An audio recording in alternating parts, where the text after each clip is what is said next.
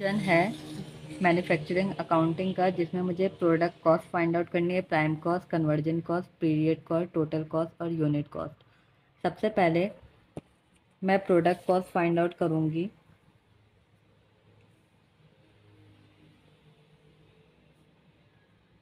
Product cost को हम manufacturing cost of goods manufactured भी बोलते हैं, cost of goods manufactured.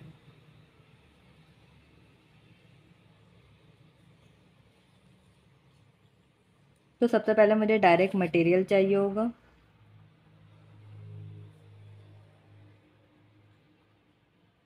Direct material, यहाँ पे जो टोटल वैल्यू दी हुई है वो 120,000 मटेरियल की दी हुई है, जिसमें इनडायरेक्ट मटेरियल भी है और डायरेक्ट मटेरियल भी है। डायरेक्ट मटेरियल 80,000 है, तो यहाँ पे मैं 80,000 लिख दूंगी। फिर उसके बाद यहाँ पे है लेबर कॉस्ट। लेबर कॉस्ट में इनडायरेक्ट लेबर भी है और डायरेक्ट लेबर भी है।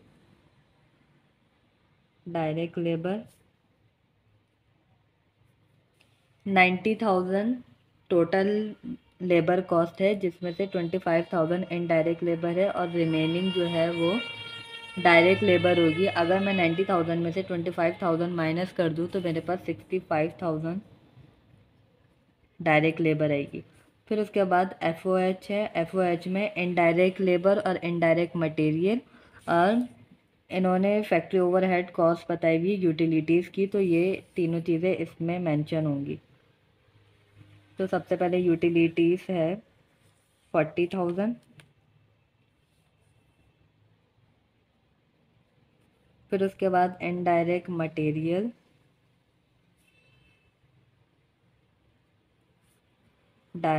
Indirect labour.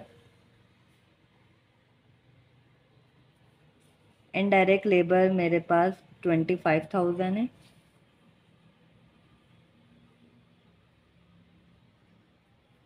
इनडायरेक्ट मटेरियल मेरे पास, अगर मैं 120,000 में से 80,000 माइनस कर दूं तो मेरे पास इनडायरेक्ट मटेरियल आ जाएगा, तो 40,000। क्योंकि इन तीनों को अगर मैं ऐड करूं तो मेरे पास आंसर आएगा 105,000। अब मैं इन तीनों को ऐड कर दूंगी तो फिर मेरे पास प्रोडक्ट कॉस्ट या कॉस्ट ऑफ गुड्स मैन्युफैक्चर्ड आ जाएगी। 80,000 प्लस 65,000 प्लस 105,000, तो 250,000 जो है वो इनकी प्रोडक्ट कॉस्ट या मैन्युफैक्चर्ड कॉस्ट है।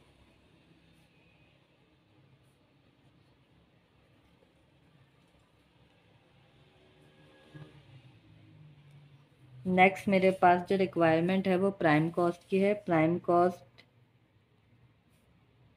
फाइंड आउट करने के लिए सिर्फ आपके पास डायरेक्ट मटेरियल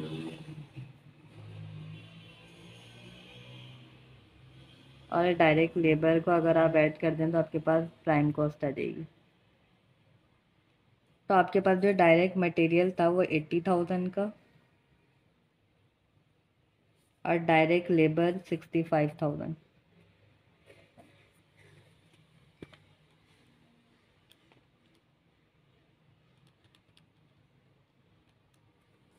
$145,000 जो है प्राइम कॉस्ट आ जाएगी। नेक्स्ट मुझे जो फाइंड आउट करना है वो कन्वर्जन कॉस्ट है। कन्वर्जन कॉस्ट फाइंड आउट करने के लिए डायरेक्ट लेबर और आपके पास जो आप FOH है टोटल, तो डायरेक्ट लेबर जो है, डायरेक्ट लेबर की जो कॉस्ट है आपके पास 65,000 है और FOH जो टोटल है वो 105,000 है। अगर मैं इन दोनों को प्लस कर दूँ तो मेरे पास कन्वर्जन कॉस्ट आ जाएगी 65,000 प्लस 105,000 170,000। नेक्स्ट मेरे पास है पीरियड कॉस्ट। पीरियड कॉस्ट उस कॉस्ट को बोलते हैं जो सेलिंग जनरल और एडमिनिस्ट्रेटिव एक्सपेंसेस होते हैं। तो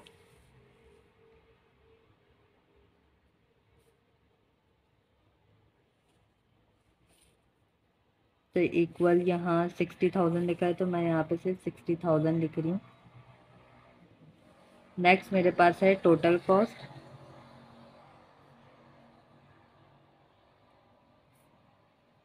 टोटल कॉस्ट जो मैंने प्रोडक्ट कॉस्ट फाइंड आउट किया और पीरियड कॉस्ट, अगर इन दोनों को मैं प्लस कर दूँ तो मेरे पास पीरियड कॉस्ट आ जाएगी।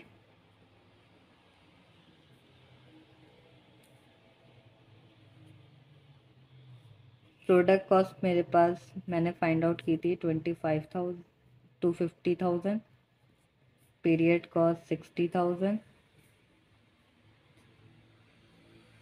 3,10,000। नेक्स्ट रिक्वायरमेंट है यूनिट कॉस्ट की। तो यूनिट कॉस्ट फाइंड आउट करने के लिए मेरे पास जो टोटल कॉस्ट आई है वो 3,10,000 की आई है। तो मैं इसको डिवाइड कर दूंगी। मेरे पास अगर टोटल यूनिट्स हुए तो मेरे पास जो यूनिट कंप्लीटेड थे वो 10,000 थे। तो अगर मैं की वैल्यूज़ निकालूँ तो यूनिट कॉस्ट बनेगी $3। तो मैंने जो ये इस तरीके से फाइंड आउट इसीलिए किया है क्योंकि ना मेरे पास ओपनिंग मटेरियल था ना क्लोजिंग मटेरियल था, बिगनिंग और एंडिंग प्रोसेस भी नहीं था, इसीलिए ये सारी चीज़ें कॉस्ट ऑफ गुड्स मैन्युफैक्चर्ड जो है वो डायरेक्ट निकल गया। लेकिन अगर ये सारी चीज़ें होती तो कॉस्ट ऑफ गुड्स मैन्युफैक्चर्ड का जो प्रॉपर मेथड है और प्रॉपर स्टेप्स हैं वो सारे हमें फॉलो करने पड़ते। नेक्स्ट मेरे पास क्वेश्चन है जिसमें मुझे cost of goods manufactured, cost of goods sold और इनकम स्टेटमेंट फाइंड आउट करनी है। तो सबसे पहले मैं कॉस्ट ऑफ गुड्स मैन्युफैक्चर्ड निकालूंगी। कॉस्ट ऑफ गुड्स मैन्युफैक्चर्ड निकालने के लिए मेरे पास यहाँ डायरेक्ट मटेरियल कॉस्ट दी हुई है, डायरेक्ट लेबर कॉस्ट दी हुई है, ओपनिंग और क्लोजिंग नहीं दी हुई, इसीलिए मैं डायरेक्ट इसको ऐसे कर दूंगी। डायरेक्ट मटेरियल कॉस्ट मेरे पास है 95,000।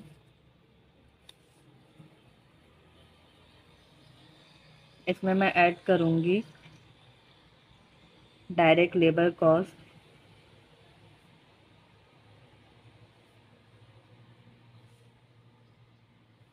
10,000 और FOH प्लस करूँगी।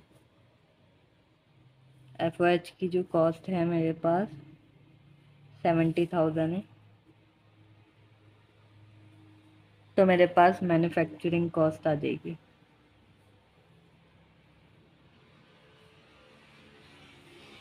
अगर मैं इसको प्लस करती हूँ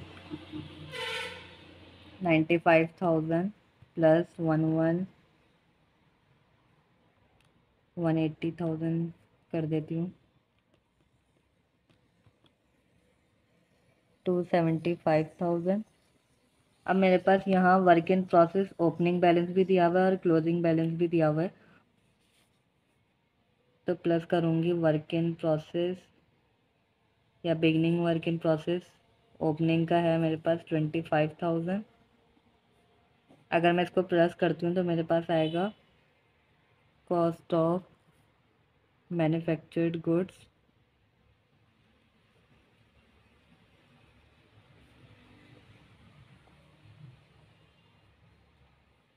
इन प्रोसेस।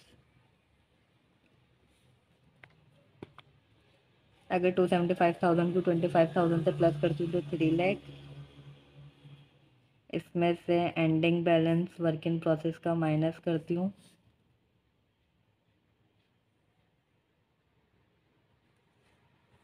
10,000। 2,90,000।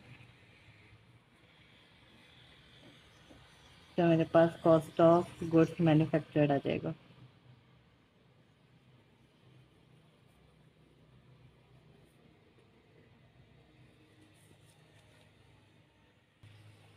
अब नेक्स्ट फाइंड करना है cost of goods sold.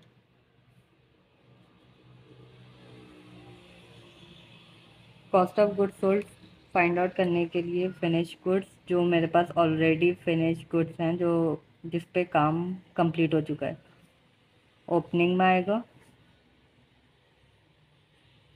Finish goods जो बिगनिंग बैलेंस है 15,000 का है, इसमें मैं ऐड करूँगी जो इस करंट ईयर में मैन्युफैक्चर्ड हो चुके हैं, 290,000।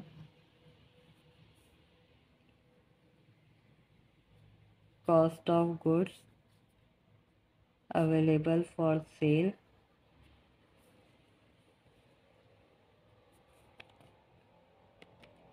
अगर मैं इसमें से प्लस करती हूँ तो मेरे पास आंसर आएगा 3,05,000।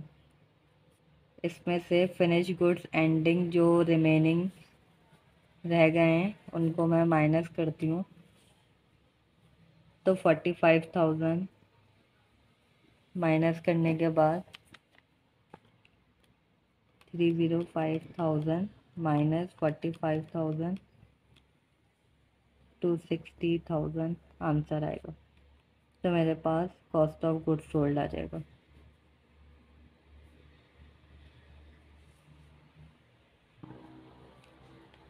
अब नेक्स्ट जो फाइंड आउट करना है वो इनकम स्टेटमेंट निकालनी है।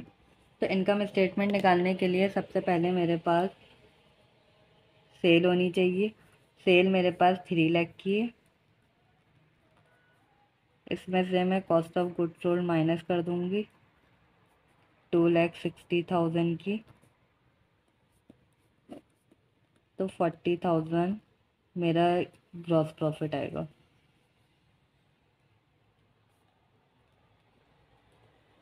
फिर इसमें से मैं एक्सपेंसेस माइनस करूँगी। एक्सपेंसेस मेरे सिर्फ सेलिंग एंड जनरल एक्सपेंसेस है, सेलिंग एंड जनरल एक्सपेंसेस 75,000 के,